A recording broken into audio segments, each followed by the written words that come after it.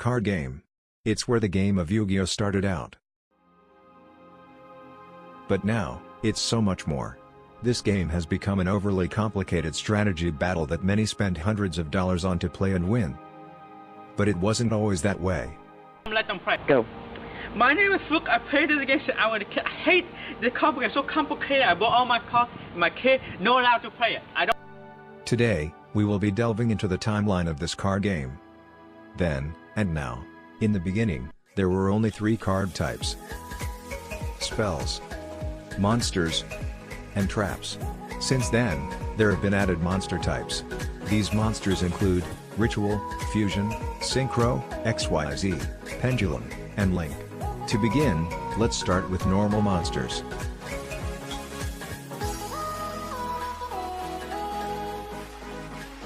Each monster has 8 things: level, type, text, attribute, attack and defense, and of course, name and picture.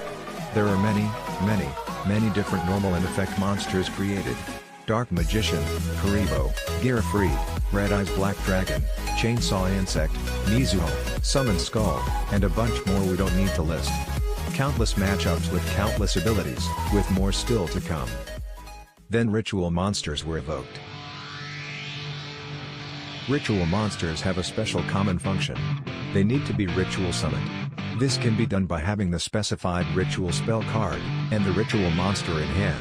However, they demand a sacrifice. You must tribute monsters that are on your field and or hand. The level of these monsters must exceed or equal the level of the ritual monster. Many popular cards at the time were rituals, like Relinquished, Magician of Black Chaos, Fortress Whale, and Hungry Burger. After that, the fusion monsters were created. Fusion monsters were created not long after the anime of Yu-Gi-Oh started, and are used to create a stronger monster from weaker ones. To do this though, you need more than just the fusion monster. Each fusion monster has specific cards in its text. These are called fusion materials. To summon a fusion monster, these materials must be, like ritual materials, on the field, or in your hand. Then you need a specific spell card. Polymerization is usable for any fusion monster, and can be more important than the monster it summons. However, some decks have special polymerization cards for themselves, that act as a polymerization, but with a little extra twist. Cards like these include Shadal Fusion, Red Eyes Fusion, Invocation, Destruction Swordsman Fusion, Gem Knight Fusion, Trickstar Fusion, Trifer Fusion, and Synod Fusion. Of course, there are some that are winning tournaments still, and some are being made still. Yu-Gi-Oh has definitely fused into the world since then.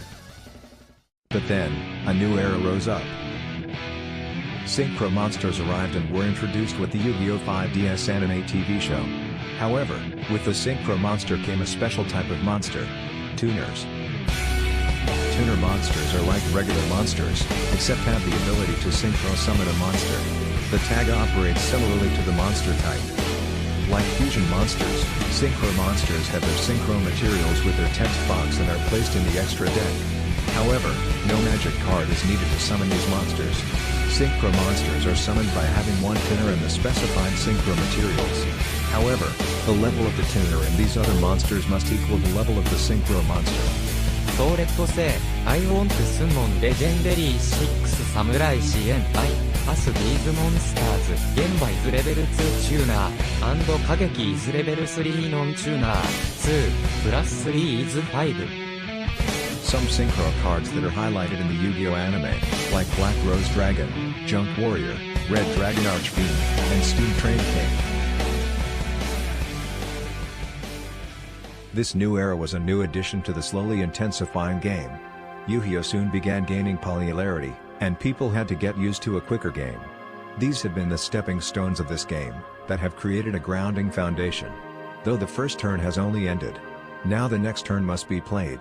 Next time, on School of Games.